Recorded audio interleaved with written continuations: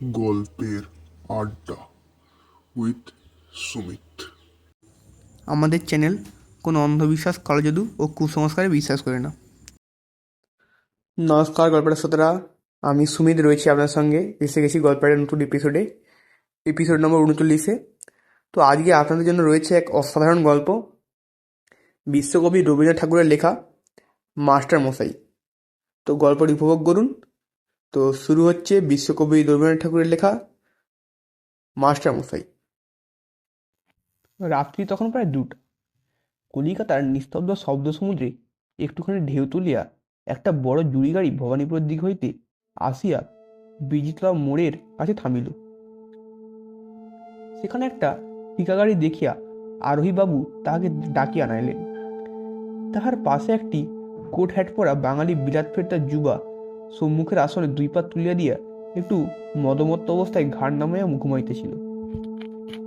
এই যুবকটি নতুন বিলাত হইতে আসিয়াছে। ইহারই অভ্যর্থনা উপলক্ষে বন্ধুমার একটি খানা হইয়া গেছে। সেই খানা হইতে ফিরিবার পথে একজন বন্ধু তাকে কিছু দূর অগ্রসর করিবার জন্য নিজের গাড়িতে তুলিয়া লইয়াছেন। তিনি ইহাকে 2-3 বার ঠেলা দিয়ে জায়গা করলেন, মজুমদার, গাড়ি পাওয়া গেছে, বাড়ি যাও। মজুমদার সচকিত হইয়া একটা বিলিতির দিব্য গালিয়া ভাড়াটের গাড়িতে উঠিয়া পড়িল। তাহার গাড়োয়ানকে ভালো করিয়া ঠিকানা বলাইয়া দিয়া ব্রহ্মার গাড়ির আরোহীর নিজের গম্যপথে চলিয়া গেলেন। ঠিকা গাড়ি কিছু দূর সিধা গিয়া পার্কস্ট্রিটের সম্মুখে ময়দানের রাস্তায় মোড় লইল। মজুমদার আরেকবার ইংরেজি শপথ উচ্চারণ করিয়া আপন মনে কহিল, এ কি, এ তো আমার পথ নয়। তারপরে নিদ্রাজড় অবস্থায় ভাবিল, হবেও বা, এইটিই হয়তো সোজা রাস্তা। ময়দানে প্রবেশ করিতেই মজুমদারের গা কেমন করিয়া উঠিল। হঠাৎ তার মনে হইল কোনো লোক নাই, তবু তাহার পাশে জায়গাটা যেন ভর্তি হইয়া উঠিতেছে, যেন তাহার আসনের শূন্য অংশে আকাশটা নিরেট হইয়া তাহাকে ঠাসিয়া ধরিতেছে। মজুমদার ভাবিল, এ কি ব্যাপার, গাড়িটা আমার সঙ্গে এ কিরকম ব্যবহার শুরু করিল। এই গাড়োয়ান গাড়োয়ান গাড়োয়ান কোনো জবাব দিল না। পিছনের খড়খড়ি খুলিয়া ফেলিয়া সহিষ্টার হাত চাপিয়া ধরিল, কহিল, তুমি ভিতর রাখো ব্যাঠো। সহিস ভীত কণ্ঠে কহিল, নেহি সাব, ভিতর নেই জায়গা। শুনিয়া মজুমদারের গায়ে কাঁটা দিয়ে উঠিল। সে জোর করিয়া সহিসের হাত চাপিয়া কহিল, জলদি ভিতর আও। সহিস সবলে হাত চিনিয়া লইয়া নামিয়া দৌড় দিল। তখন মজুমদার পাশের দিকে ভয়ে ভয়ে তাকায় দেখিতে লাগিল, কিছুই দেখিতে পারল না। তো মনে হইল পাশে একটা অটল পদার্থ একেবারে চাপিয়া বসিয়া আছে। কোনো মতে গলায় আওয়াজ আনিয়া মজুমদার কহিল, গাড়োয়ান, গাড়ি রাখো। বোধ হইল গাড়োয়ান যেন দাঁড়ায় উঠিয়া 2 হাতে রাশ টানিয়া ঘোড়া থামাতেও চেষ্টা করিল। ঘোড়া কোনো মতে থামিল না থামিয়া ঘোড়া দুটো রেড রোডের রাস্তা ধরিয়া পুনর্বার দক্ষিণের দিকে মোড় লইল। মজুমদার ব্যস্ত হইয়া কহিল, আরে কাহা যাতা? কোনো উত্তর পাইল না। পাশের শূন্যতার দিকে রহিয়া রহিয়া কটাক্ষ কইতে কইতে মজুমদারের সর্বাঙ্গ দিয়া ঘাম ছুটিতে লাগিল। কোনো মতে আড়ষ্ট হইয়া নিজের শরীরটাকে যতদূর সংকীর্ণ করিতে হয় তাহা সে করিল, কিন্তু সে যতটুকু জায়গা ছাড়িয়া দিল ততটুকু জায়গা ভরিয়া উঠিল। মজুমদার মনে মনে তর্ক করিতে লাগিল যে, কোনো প্রাচীন ইউরোপীয় জ্ঞানী বলিয়েছেন, নেচার অ্যাভোর্স ভ্যাকাম। তাই তো দেখিতেছি, কিন্তু এটা কি করে, এটা কি নেচার? যদি আমাকে কিছু না বলে তবে আমি এখনই ইহাকে সমস্ত জায়গাটা ছাড়িয়া দিয়া লাফাইয়া পড়ি। লাফ দিতে সাহস হইল না। পাছের পিছনের দিক হইতে অভাবিতপূর্ব একটা কিছু ঘটে।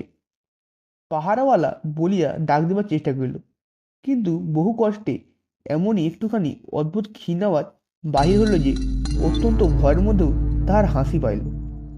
অন্ধকারে ময়দানের গাছগুলো ভূতের নিস্তব্ধ পার্লামেন্টের মতো পরস্পর মুখোমুখি করিয়া দাঁড়ায় রহিল, এবং গ্যাসের খুঁটিগুলো সমস্ত যেন যেন জানে, অথচ কিছুই যেন বলিবে না।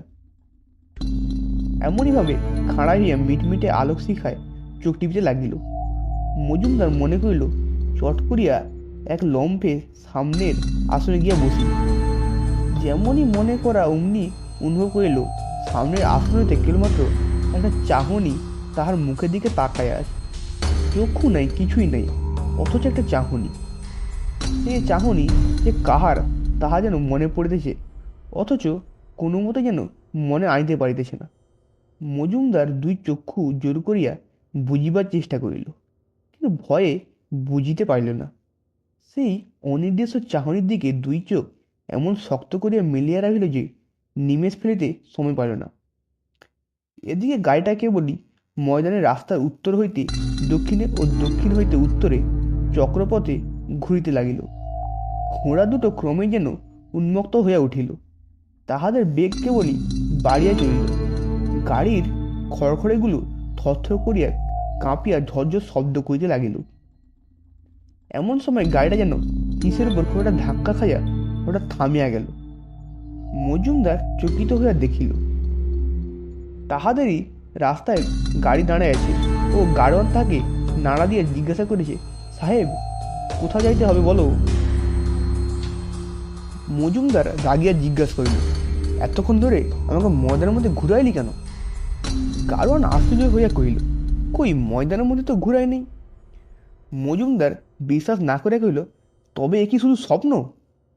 গাড়োয়ান একটু ভাবিয়া ভীত হয়ে কহিল, বাবু সাহেব, বুঝি শুধু স্বপ্ন নহে, আমার এই গাড়িতেই আজ 3 বছর হইল একটা ঘটনা ঘটিয়াছিল। মজুমদারের তখন নেশা ও ঘুমের ঘোর সম্পূর্ণ ছাড়িয়ে যাওয়াতে গাড়োয়ানের গল্পে কর্ণপাত না করিয়া ভাড়ায় চুকাইয়া দিয়ে চলিয়া গেল। কিন্তু রাত্রে তাহার ভালো করে ঘুম হইল না।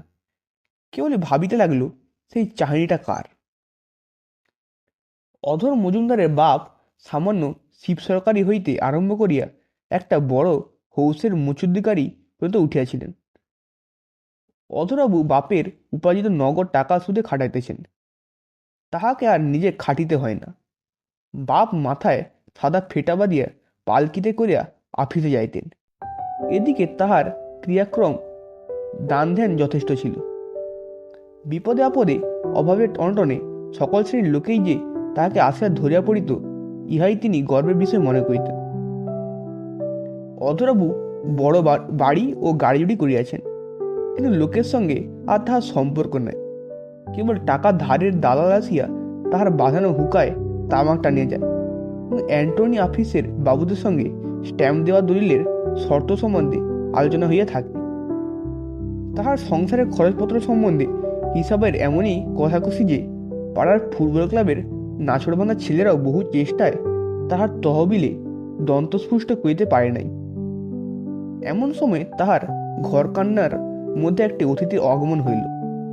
ছেলে হলো না কইতে কইতে অনেকদিন পরে তাহার একটি ছেলে জন্মিল। ছেলেটির চেহারা তার মা ধরনের, বড় বড় চোখ, টিকলো নাক, রং রজনীগন্ধার পাপড়ির মতো। যে দেখিল সে বলল, আহা, ছেলে তো নয়, এরা কার্তিক।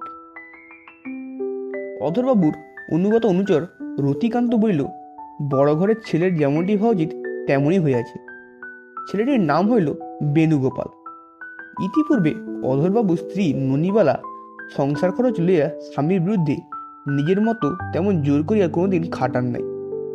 দুটো একটা শখের ব্যাপার অথবা লৌকিকতার অত্যাবশ্যক আয়োজন লইয়া মাঝে মাঝে বচসা হয়েছে বটে, কিন্তু শেষকালে স্বামীর কৃপণতার প্রতি অবজ্ঞা করিয়া নিঃশব্দে হার মানিয়েছে। এবারে ননিবালাকে অধরলাল আঁটিয়া উঠিতে পারিলেন না। বেণুগোপাল সম্বন্ধে তাহার হিসাব এক এক পা করিয়া ঘটিতে লাগিল। তাহার পায়ের মল, হাতের বালা, গলার হার, মাথার টুপি, তাহার দেশি বিলাতি নানা রঙের সাজসজ্জা সম্বন্ধে ননিবালা যাহা কিছু দাবি উত্থাপিত করিলেন, সবকটাই তিনি কখনো নীরব অশ্রুপাতে, কখনো সরব বাক্যবর্ষণে জিতিয়া লইলেন। বেণুগোপালের জন্য যাহা দরকার এবং যাহা দরকার নয় তাহা চাই। সেখানে শূন্য তহবিলের ওজর বা ভবিষ্যতের ফাঁকা আশ্বাস একদিনও খাটিল না। বেণুগোপাল বাড়িয়া উঠিতে লাগিল। বেণুর জন্য খরচ করাটা অধরলালের অভ্যাস হয়ে আসছিল। তাহার জন্য বেশি মাইনে দিয়া অনেক পাস করা এক বুড়ো মাস্টার রাখিলেন। এই মাস্টার বেণুকে মিষ্ট ভাষা এবং শিষ্টাচারে বশ করিবার অনেক চেষ্টা করিলেন, কিন্তু তিনি নাকি বরাবর ছাত্রীয়কে কড়া শাসনে চালাইয়া আজ পর্যন্ত মাস্টারের মর্যাদা অক্ষুণ্ণ রাখিয়া আসিয়াছেন। সেই জন্য তাহার ভাষার মিষ্টতা ও আচারের শিষ্টতায় কেবলই বেসুর লাগিল। সেই শুষ্ক সাধনায় ছেলে ভুলিল না। ননিবালা অধলালকে কহিলেন, ও তোমার কেমন মাস্টার? ওকে দেখিলে যে যে ছেলে অস্থির হয়ে ওঠে, ওকে ছাড়াইয়া দাও। বুড়ো মাস্টার বিদায় হইল। সেকালে মেয়ে যেমন স্বয়ম্ভরা হইত, তেমনি নইবেলার ছেলে স্বয়মাস্টার হইতে বসিল। সে যাহাকে না বলিয়া লইবে, তাহার সকল পাস ও সকল সার্টিফিকেট বৃথা।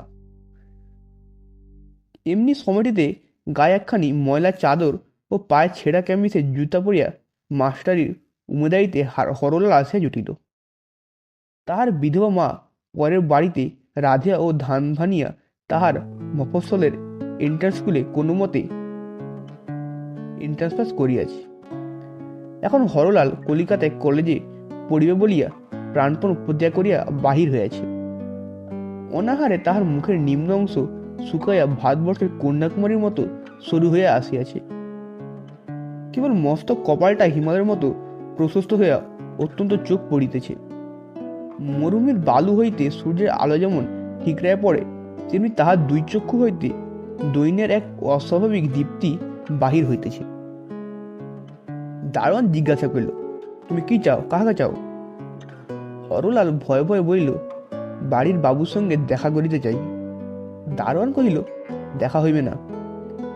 তাহার উত্তরে হরলাল কি বলিবে ভাবিয়া না পাইয়া ইতস্তত করিতেছিল। এমন সময় 7 বছরের ছেলে বেণুগোপাল বাগানে খেলা সারিয়া দেউড়িতে আসে উপস্থিত হইল।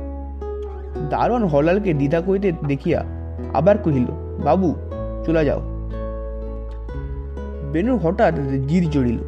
সে কহিল, নেহি জায়গা বলিয়া সে হরলালের হাত ধরিয়া তাহাকে দোতলার বারান্দার তার বাপের কাছে লইয়া হাজির করিল।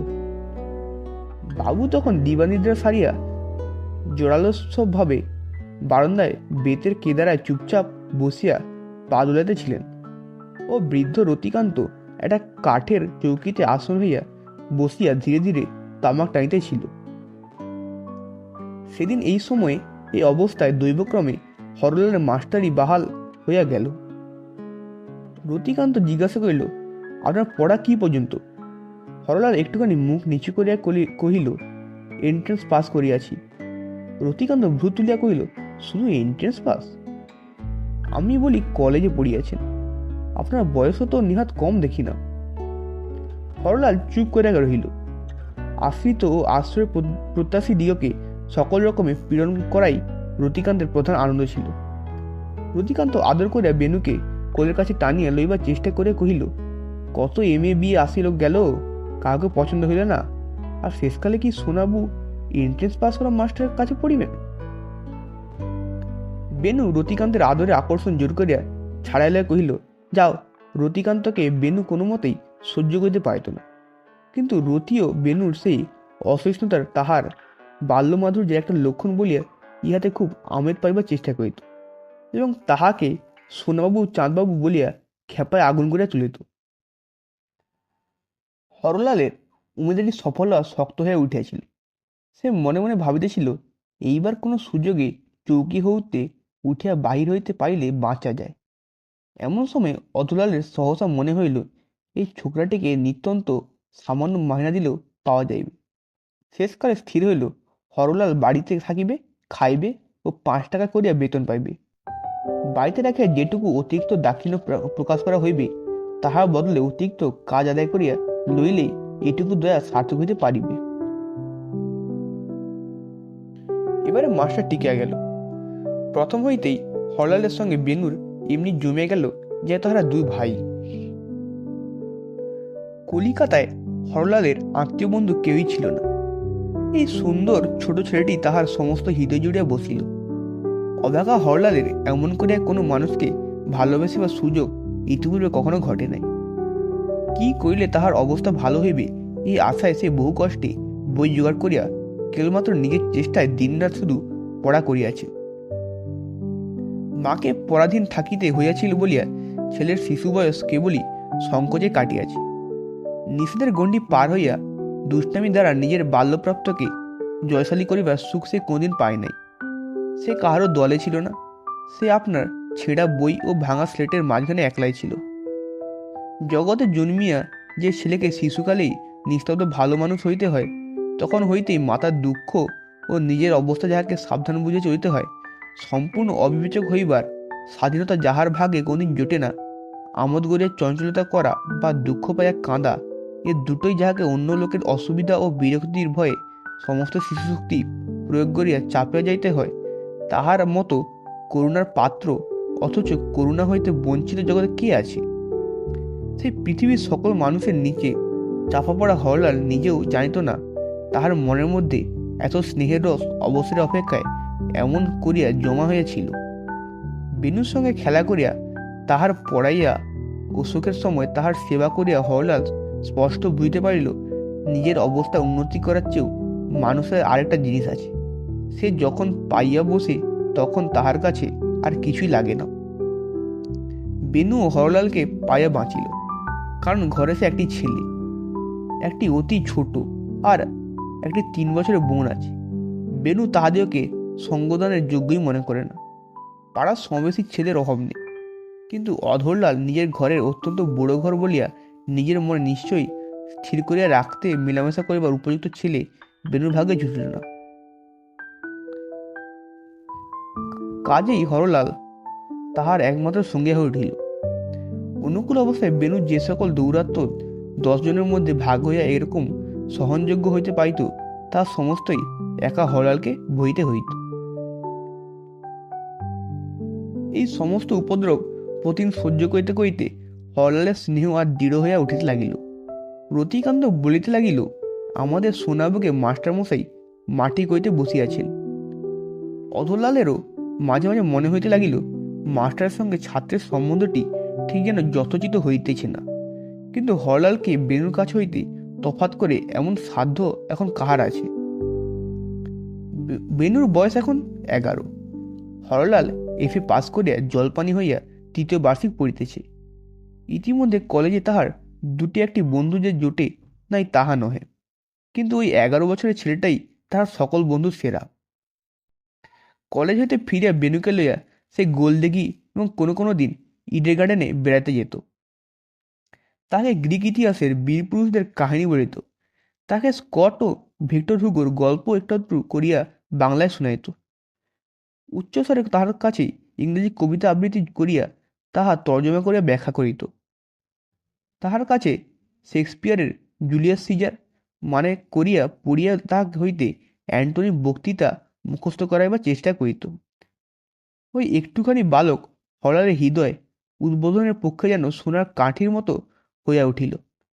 একলা বসে যখন পড়া মুখস্থ করিত, তখন ইংরেজি সাহিত্য সে এমন কিছু করিয়া মনের মধ্যে গ্রহণ করে নাই। এখন সে ইতিহাস, বিজ্ঞান ও সাহিত্য যাহা কিছু পড়ে তার মধ্যে কিছু রস পাইলেই সেটা আগে বেণুকে দিবার জন্য আগ্রহবোধ করে, এবং বেণুর মনে সে আনন্দ সঞ্চয় করিবার চেষ্টাতেই তাহার নিজের বুঝিবার শক্তি ও আনন্দের অধিকার যেন 2 গুণ বাড়িয়া যায়।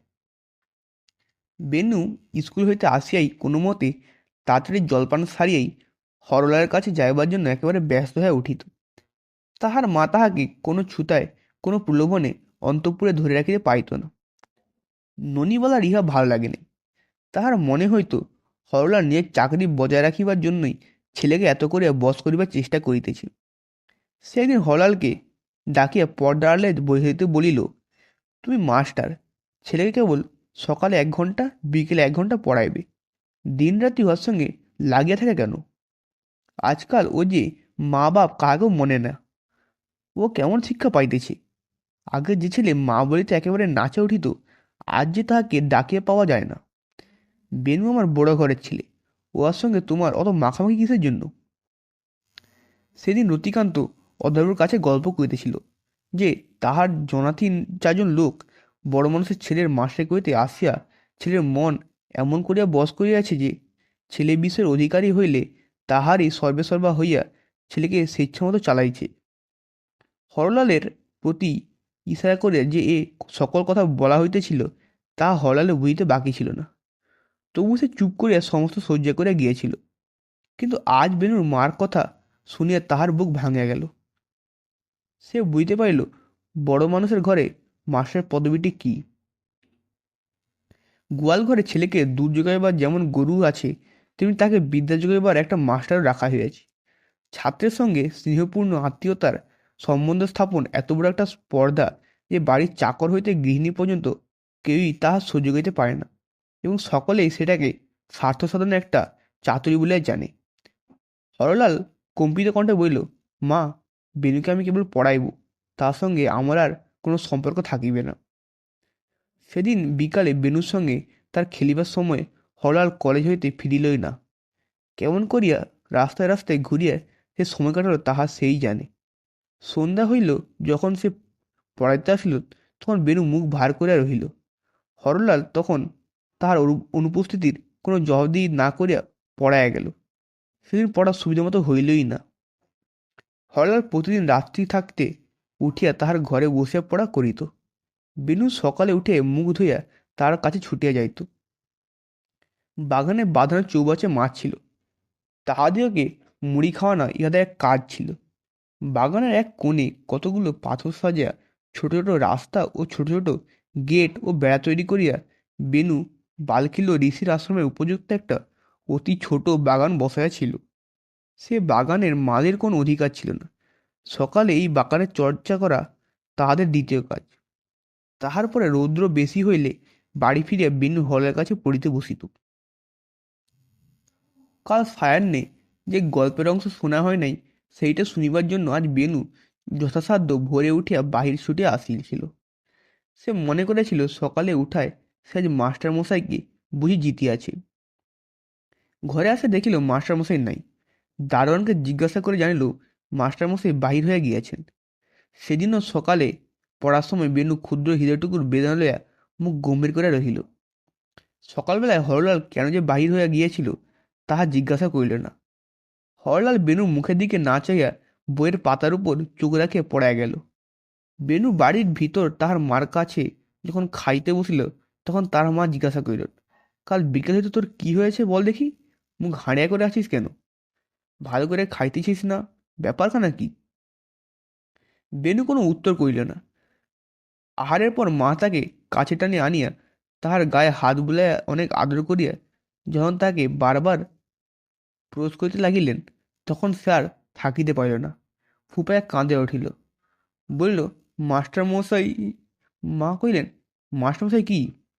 বেণু বলিতে পারিল না মাস্টারমশাই কি করিয়াছেন। কি যে অভিযোগ তাহা ভাষায় ব্যক্ত করার কঠিন। ননিবালা কহিলেন, মাস্টারমশাই বুঝি তোর মার নামে তোর কাছে লাগাই আছেন?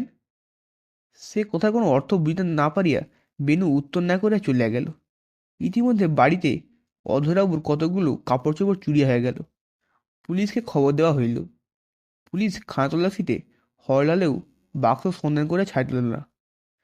রতিকান্ত নিতান্তই নিরীহভাবে বলিল, যে লোক লইয়াছে সে কি আর মাল বাক্সের মধ্যে রাখিয়াছে? মালের কোনো কিনারা হইল না। এরূপ লোকসান অধলালের পক্ষে অসহ্য, কিন্তু পৃথিবী শুধু লোকের উপর চটিয়া উঠিলেন। রতিকান্ত কহিল, বাড়িতে অনেক লোক রহিয়াছে, কাহাকেই বা দোষ দিবেন, কাহাকেই বা সন্দেহ করিবেন? যাহার যখন খুশি আসিতেছে যাইতেছে।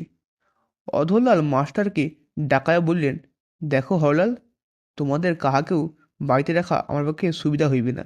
এখন হতে তুমি আলাদা বাসায় থাকিয়া বেণুকে ঠিক সময় মতো পড়াইয়া যাইবে। এই হইলেই ভালো হয়। না হয় আমি তোমার 2 টাকা মাইনে বৃদ্ধি করিয়া দিতে রাজি আছি। রতিকান্ত তামাক টানিতে টানিতে বলিল, এ তো অতি ভালো কথা, উভয় পক্ষেই ভালো। হরলাল মুখ নিচু করিয়া শুনিল, তখন কিছু বলিতে পারিল না। ঘরে আসিয়া অধরবাবুকে চিঠি লিখিয়া পাঠাইল। নানা কারণে বেণুকে পড়ানো তাহার পক্ষে সুবিধে হইবে না, অতএব আজই সে বিদায় গ্রহণ করিবার জন্য প্রস্তুত হইয়াছে। সেদিন বেণু স্কুল হইতে ফিরিয়া আসিয়া দেখিল মাস্টারমশাইয়ের ঘর শূন্য। তাহার সেই ভগ্নপ্রায় টিনের পটরিটাও নেই। দড়ির উপর তাহার চাদর ও গামছা ঝুলিত। সে দড়িটা আজ কিন্তু চাদর ও গামছাও নেই। টেবিলের উপর খাতাপত্র ও বই এলোমেলো ছড়ানো থাকিত। তাহার বদলে সেখানে একটা বড় বোতলের মধ্যে সোনালি মাছ ঝকঝক করিতে করিতে ওঠানামা করিতেছে। বোতলের গায়ের উপর মাস্টারমশাইয়ের হস্তাক্ষরে বেণুর নাম লেখা একটা কাগজ আটা, আর একটা নতুন ভালো বাঁধাই করা ইংরেজি ছবির বই। তাহার ভিতরকার পাতা এক প্রান্তে বেণুর নাম ও তাহার নিচে আজকের তারিখ, মাস ও সন দেওয়া আছে। বেনু ছুটিয়া তাহার বাপের কাছে গিয়া বই কহিল, বাবা, মাস্টারমশাই কোথায় গেছেন? বাপ তাকে কাছে টানিয়া লইয়া কহিলেন, তিনি কাজ ছাড়িয়া দিয়া চলিয়া গেছেন। বেনু বাপের হাত ছাড়াইয়া লইয়া পাশের ঘরে বিছানার উপরে উপরে পড়িয়া কাঁদিতে লাগিলেন। অধরবাবু ব্যাকুল হইয়া কি করিবেন কিছুই ভাবিয়া পাইলেন না। পরদিন বেলা 10:30টার সময় হরলাল একটা মেসের ঘরে তক্তপোষের উপর উন্মুক্ত হইয়া বসিয়া কলেজে যাইবে কিনা ভাবিতেছে। এমন সময় হঠাৎ দেখিল, প্রথমে অধরবাবুদের দারোয়ান ঘরে প্রবেশ করিল ও তাহার পিছনে বেন ঘরে ঢুকিয়া হরলালের গলা জড়াইয়া ধরিল। হরলালের গলার স্বর আটকাইয়া গেল। কথা কইলা গেলেই তাহার দুই চোখ দিয়া জল ঝরে পড়িছে। এই ভয়ে সে কোনো কথাই কহিতে পারিল না। বেনু কহিল, মাস্টারমশাই, আমাদের বাড়ি চলো। বেনু তাহাদের বৃদ্ধ দারোয়ান চন্দ্রভানকে ধরিয়া পড়িয়াছিল। যেমন করিয়া হোক মাস্টারমশাইয়ের বাড়িতে তাহাকে লইয়া যাইতেই হবে। পাড়ার যে মুটে হলের পেটরা বহিয়া আনিয়াছিল, তার কাছ হইতে সন্ধান লইয়া আজ স্কুলে যাইবার গাড়িতে চন্দ্রভান বেনুকে হরলালের মেসে আনিয়া উপস্থিত করিয়াছে। কেন যে হলের পক্ষে বেনুদের বাড়ি যাওয়া একেবারে অসম্ভব তা সে বইতে পারিল না, অথচ তাহাদের বাড়িতে যাইতেও পারল না। বেনু যে তাহার গলা জড়াইয়া ধরিয়া তাকে বলেছিল, আমাদের বাড়ি চলো, এই স্পর্শ ও এই কথার স্মৃতি কতদিনে কত রাত্রে তাহার কণ্ঠ চাপিয়া ধরিয়া যেন তাহার নিঃশ্বাস রোধ করিয়াছে। কিন্তু ক্রমে এমনও দিন আসিল যখন দুই পক্ষেই সমস্ত চুকিয়া গেল। বক্ষের শিরা আঁকড়াইয়া ধরিয়া বেদনা নিঃশ্বাসের বাদুরের মতো আর ঝুলিয়া রহিল। হরলাল অনেক চেষ্টা করিয়াও পড়াতে আর তেমন করিয়া মনোযোগ করিতে পারিল না। সে কোনোমতে স্থির হইয়া পড়িতে বসিতে পারিত না। খানিকটা পড়িবার চেষ্টা করিয়া ধা করিয়া বই বন্ধ করিয়া ফেরিত এবং অকারণে দ্রুতপদে রাস্তায় ঘুরিয়া আসিত। কলেজের লেকচারের নোটের মাঝে মাঝে খুব বড় বড় ফাঁক পড়িত এবং মাঝে মাঝে যে সমস্ত আঁকযোগ পড়িত তার সঙ্গে প্রাচীন ইজিপ্টের চিত্রলিপি ছাড়া আর কোনো বর্ণমালার সাদৃশ্য ছিল না। হরলাল বুঝিল এ সমস্ত ভালো লক্ষণ নয়। পরীক্ষায় সে যদি পাস হয়, বৃত্তি পাবার কোনো সম্ভাবনাই নেই। বৃত্তি না পাইলে কলিকাতায় তাহার একদিনও চলিবে না। ওদিকে দেশে মাকেও 2-4 টাকা পাঠানো চাই। নানা চিন্তা করিয়া চাকরির চেষ্টায় বাহির হইল। চাকরি পাওয়া কঠিন, কিন্তু না পাওয়া তার পক্ষে আরও কঠিন। এই জন্য আশা ছাড়িয়াও আশা ছাইতে পারিল না। হরলালের সৌভাগ্যক্রমে একটি বড় ইংরেজি সদাগরের আফিসে উমেদারি করিতে গিয়া হঠাৎ সে বড় সাহেবের নজিরে পড়িল। সাহেবের বিশ্বাস ছিল তিনি মুখ দেখিয়া লোক চিনতে পারিবেন। হরলালকে ডাকিয়া তাহার সঙ্গে 2-4 কথা কইয়াই তিনি মনে মনে বলিলেন, এই লোকটা চলিবে। জিজ্ঞাসা করিলেন, কাজ জানা আছে? হরলাল কহিল, না। জামিন দিতে পারিবে? তাহার উত্তরও না। কোনো বড় লোকের কাছ হইতে সার্টিফিকেট আনতে পারো? কোনো বড় লোকই সে জানে না। শুনিয়া সাহেব আরো যেন খুশি হয়ে কহিলেন, আচ্ছা বেশ, 25 টাকা বেতনে কাজ আরম্ভ করো। কাজ শিখিলে উন্নতি হইবে। তারপরে সাহেব তাহার বেশভূষার প্রতি দৃষ্টি করিয়া কহিলেন, 15 টাকা আগাম দিতেছি। আফিসের উপযুক্ত কাপড় তৈরি করিয়া লইবে। কাপড় তৈরি হইল। হরলাল আফিসেও বাহির হইতে আরম্ভ করিল। বড় সাহেব তাহাকে ভূতের মতো খাটাইতে লাগিলেন। অন্য কেরানিরা বাড়ি গেলেও হরলালের ছুটি ছিল না। এক একদিন সাহেবের বাড়ি গিয়াও তাকে কাজ বুঝাইয়া দিয়ে আসিতে হইত। এমন করে কাজ শিখিয়া লইতে হরলালের বিলম্ব হইল না। তাহার সহযোগী কেরানিরা তাকে ঠকাবার অনেক চেষ্টা করিল। তার বিরুদ্ধে উপরওয়ালার কাছে লাগালাগিও করিল, কিন্তু এই নিঃশব্দ নিরীহ অসামান্য হরলালের কোনো অপকার হইতে পারিল না। যখন তাহার 40 টাকা মাইনে পাইল, তখন হরলাল দেশ হইতে মাকে আনিয়া একটি ছোটখাটো গলির মধ্যে ছোটখাটো বাড়িতে বাসা করিল। এতদিন পরে তাহার মার দুঃখ ঘুচিল। মা বলেন, বাবা, এইবার বউ ঘরে আনিব। হরলাল মাথার পায়ে ধুলা লইয়া বলিল, মা, ওইটে মাপ হইতে হইবে। মাতার আরেকটি অনুরোধ ছিল। তিনি বলিলেন, তুই যে দিনরাত তোর ছাত্র বেণুগোপালের গল্প করিস, তাহাকে একবার নিমন্ত্রণ করে খাওয়া। তাহাকে আমার দেখিতে ইচ্ছে করে। হরলাল কহিল, মা, এই বাসায় তাহাকে কোথায় বসাইব? রসু, একটা বড় বাসা করি, তারপরে তাকে নিমন্ত্রণ করিব। হরলালের বেতন বৃদ্ধির সঙ্গে ছোট গলি হইতে বড় গলি ও ছোট বাড়ি হইতে বড় বাড়িতে তার বাস পরিবর্তন হইল। তবু সে কি জানি কি মনে করিয়া অদলালের বাড়ি যাইতে বা বেণুকে নিজের বাসায় ডাকিয়া আনিতে কোনো মতে মন স্থির করিতে পারিল না। হয়তো কোনো দিনই তার সংকোচ ঘুচিত না। এমন সময় হঠাৎ খবর পাওয়া গেল বেণুর মা মারা গিয়াছেন। শুনিয়া মুহূর্ত বিলম্ব না করিয়া সে অদলালের বাড়ি গিয়া উপস্থিত হইল। এই দুই অসমবয়সী বন্ধুতে অনেকদিন পর আবার একবার মিলন হইল। বেণুর অশৌচের সময় পার হইয়া গেল, তবু এ বাড়িতে হলালের যাতায়াত চলিতে লাগিল। কিন্তু ঠিক তেমনটি আর কিছুই নেই। বেণু এখন বড় হইয়া উঠিয়া অঙ্গুষ্ঠ ও তর্জনী যোগে তাহার নতুন গোফের রেখার সাধ্য সাধনা করিতেছে। চালচরণে বাবনা ফুটিয়া উঠেছে। এখন তাহার উপযুক্ত বন্ধুবান্ধবের অভাব নেই। ফোনোগ্রাফে থিয়েটারের নটিদের ইতর গান বাজাইয়া সে বন্ধুমহলকে আমোদে রাখে। পরিবার ঘরে সে সাবেক ভাঙা চৌকি ও দাগির টেবিলে কোথায় গেল? আয়নাতে, ছবিতে, আসবে ঘর যেন ছাতি ফুলিয়া রহিয়াছে। বেনু এখন কলেজ যায়, কিন্তু দ্বিতীয় বার্ষিকের সীমানা পার হইবার যেন তাহার কোনো তাগিদ দেখা যায় না। বাপ স্থির করিয়াছেন দুই একটা পাস করিয়া লইয়া বিবাহের হাটে ছেলের বাজার দর হাঁকাইয়া দিবেন। কিন্তু ছেলের মা জানিতেন ও স্পষ্ট করে বলিতেন, আমার বেনুকে সামান্য লোকের ছেলের মতো গৌরব প্রমাণ করিবার জন্য পাসের হিসাব দিতে হইবে না। লোহার সিন্ধুকে কোম্পানির কাগজ অক্ষয় হইয়া থাক। ছেলেও মাতার এ কথাটা বেশ করিয়া মনে মনে বুঝিয়া লইয়াছিল। যা হোক, বেনুর পক্ষে সে যে আজ নিতান্তই অনবশ্যক তা হরলাল স্পষ্ট বুঝিতে পারিল, এবং কেবলই থাকিয়া সেই দিনের কথা মনে পড়িল যেদিন বেনু হঠাৎ সকালবেলায় তার সেই মেসের বাসায় গিয়া তাহার গলা জড়া ধরে বলেছিল, মাস্টারমশাই, আমাদের বাড়ি চলো। সে বেনু নেই, সে বাড়ি নেই, এখন মাস্টারমশাইকে কেউ বা ডাকিবে। হরলাল মনে করেছিল এবার বেনুকে তাহাদের বাসায় মাঝে মাঝে নিমন্ত্রণ করিবে, কিন্তু তাহাকে আহ্বান করিবার জোর পাইল না। একবার ভাবিল উহাকে আসিতে বলিব, তাহার পর ভাবিল বলিয়া লাভ কি, বেনু হয়তো নিমন্ত্রণ রক্ষা করিবে, কিন্তু থাক। হরলালের মা ছাইলেন না, কিন্তু বারবার বইতে লাগিলেন তিনি নিজের হাতে রাধিয়া তাকে খাওয়াবেন। আহা, বাছার মা মারা গেছে। অবশেষে হরলাল একদিন তাহার নিমন্ত্রণ করিতে গেল, কহিল অজরাবুর কাছ হইতে অনুমতি লইয়া আসি। বেনু কহিল, অনুমতি লইতে হইবে না, আপনি কি মনে করেন আমি এখনো সেই খোকাবু আছি? হরলালের বাসায় বেনু হয়ে খাইতে আসিল।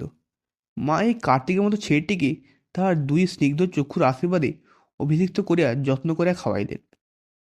তাহার কেবলই মনে হইতে লাগিল, আহা, এই বয়সের এমন ছেলেকে ফেলিয়া ইহার মা যখন মরিল তখন তাহার প্রাণ না জানি কেমন করিতেছিল। আহার সারিয়া বেনু কহিল, মাস্টারমশাই, আমাকে আজ একটু সকাল সকাল যাইতে হইবে, আমার দুই একজন বন্ধুর আসবার কথা আছে। বলিয়া পকেট হইতে সোনার ঘড়ি খুলে একবার সময় দেখিয়া লইল। তারপরে সংক্ষেপে বিদায় লইয়া জুড়ি গাড়িতে চড়িয়া বসিল।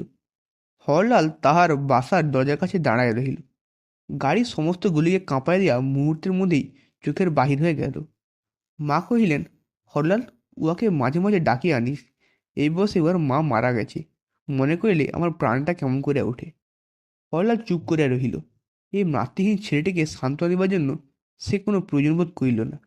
দীর্ঘশ্বাস ফেলিয়া মনে মনে কহিল, বাস, এই পর্যন্ত, আর কখনো ডাকিব না। একদিন 5 টাকা মাইনের মাস্টারি করেছিলাম বটে, কিন্তু আমি সামান্য হরলাল মাত্র। এতক্ষণ শুনলেন বিশ্বকবি রবীন্দ্রনাথ ঠাকুরের লেখা মাস্টারমশাইয়ের পার্ট 1। এর পরবর্তী পর্ব শুনতে আমার চ্যানেলটিকে সাবস্ক্রাইব করে দেবেন এবং লাইক করতে ভুলবেন না, এবং গল্পটি কেমন হলো কমেন্ট করবেন এবং লাইক করে দেবেন। তো আমার চ্যানেলটিকে সাবস্ক্রাইব করে দেবেন পরবর্তী পর্ব শুনতে হলে। তো আজকে আমাদের এখানে এপিসোড শেষ হচ্ছে।